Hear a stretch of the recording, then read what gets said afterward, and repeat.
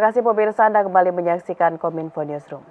Badan Nasional Penanggulangan Bencana (BNPB) serahkan bantuan senilai 1 miliar rupiah untuk penanganan pasca gempa bumi di Kota Jayapura, Papua.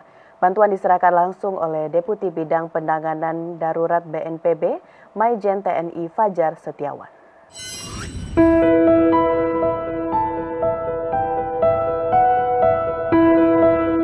Badan Nasional Penanggulangan Bencana (BNPB) menyerahkan bantuan senilai 1 miliar rupiah untuk penanganan pasca gempa bumi di Kota Jayapura, Papua. Bantuan tersebut terdiri dari dana siap pakai senilai 750 juta rupiah dan bantuan bermakanan atau paket sembako senilai 250 juta rupiah. Bantuan diserahkan langsung oleh Deputi Bidang Penanganan Darurat BNPB, Maijen TNI Fajar Setiawan. Bantuan dana siap pakai akan digunakan untuk operasional Badan Penanggulangan Bencana Daerah, Pemerintah Provinsi, dan TNI Polri untuk penanganan bencana, sedangkan bantuan pemakanan diberikan kepada masyarakat terdampak gempa bumi. Selain itu, BNPB juga akan menyerahkan 3.000 lembar selimut, 3.000 tikar, dan 5 unit tenda yang saat ini masih dalam proses pengiriman. Secara umum, kondisi pasca gempa bumi di Papua dinilainya sudah cukup kondusif dan cukup terkendali. Penanganan darurat yang sudah berlangsung sejak gempa terjadi dilakukan oleh pemerintah Kota Jayapura dan BPBD sehingga aktivitas posko dapat berjalan dengan baik. Dan kami juga memberikan santunan juga. Kedatangan kami memastikan apa yang terjadi atas bencana tersebut, dampak yang merugikan, baik itu kepada masyarakat maupun kepada infrastruktur.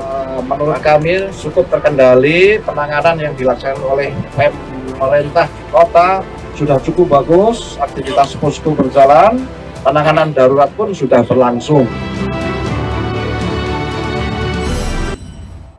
Badan Nasional Penanggulangan Terorisme dan 46 Kementerian Lembaga menandatangani Rencana Aksi Sinergitas Penanggulangan Terorisme tahun 2023. Langkah ini menjadi upaya bersama pencegahan terorisme di wilayah Negara Kesatuan Republik Indonesia.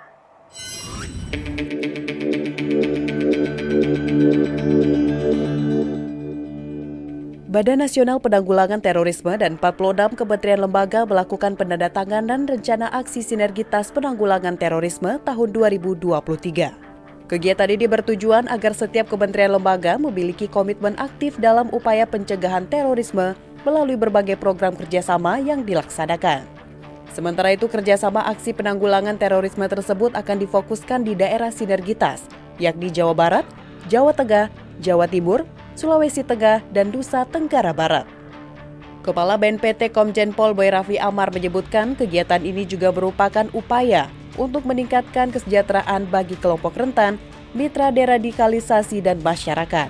Jadi sinergitas itu menggabungkan program kementerian lembaga, kita hadirkan ke masyarakat, dan masyarakat tentu diharap merasakan benar kehadiran negara dalam mensejahterakan dari masyarakat. Dengan kita maksimalkan kemampuan negara untuk mensejahterakan terkait kelompok rentan, mitra deradikalisasi, dan masyarakat pada umumnya, kita berkeyakinan ini akan memupus niat-niat orang-orang untuk terus mengangkat narasi-narasi ideologi terorisme yang mengedepankan semangat kebencian terhadap negara.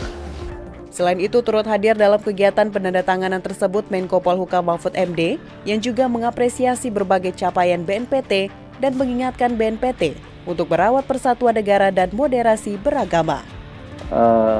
Ukuran umum, BNPT ini sudah berhasil mencatatkan prestasi yang bagus.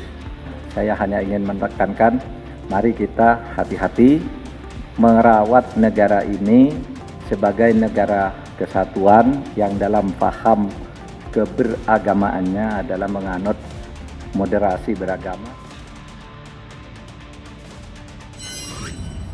Menteri PUPR tekankan larangan impor bahan atau material konstruksi pembangunan infrastruktur. Dengan larangan ini diharapkan dapat memacu pertumbuhan produksi dan menciptakan lapangan kerja, sehingga mendorong pertumbuhan ekonomi dan jaringan logistik ke sentra produksi dalam negeri.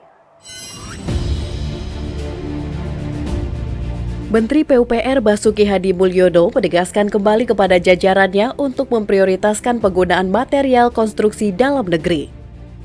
Hal itu disampaikan Menteri PUPR dalam kick-off konsultasi regional Kementerian PUPR tahun 2023 di Jakarta, Senin 13 Februari 2023. Penggunaan material lokal disebut Basuki Hadi Mulyono harus digunakan sedari tahap perencanaan dengan memperhatikan kemampuan produksi material dalam negeri.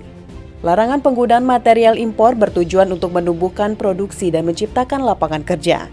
Dengan demikian, membuka pertumbuhan ekonomi dan jaringan logistik ke sentra produksi dalam negeri. Soal kualitas bahan, Menteri PUPR tidak meragukan kualitas produk dalam negeri. Walau begitu, Menteri Basuki menginstruksikan kepada jajarannya untuk meningkatkan kualitas produk guna menjaga mutu dan daya saing dengan produk impor. Jadi tolong betul mulai dari desain direncanakan memang untuk produksi dalam negeri. Ya, saya ingin tetap kita konsisten untuk meningkatkan produksi dalam negeri pembeliannya. Ya. Saya nggak khawatir tentang kualitasnya, tapi kita harus juga cerewet terus untuk meningkatkan kualitas tersebut. Tapi sekali lagi arahannya adalah bukan memprioritaskan produk dalam negeri, tapi arahnya adalah dilarang impor. Pemirsa, setelah jeda kami akan kembali dengan informasi lainnya mengenai nasib vaksinasi dan peduli lindungi setelah PPKM dicabut. Sesaat lagi.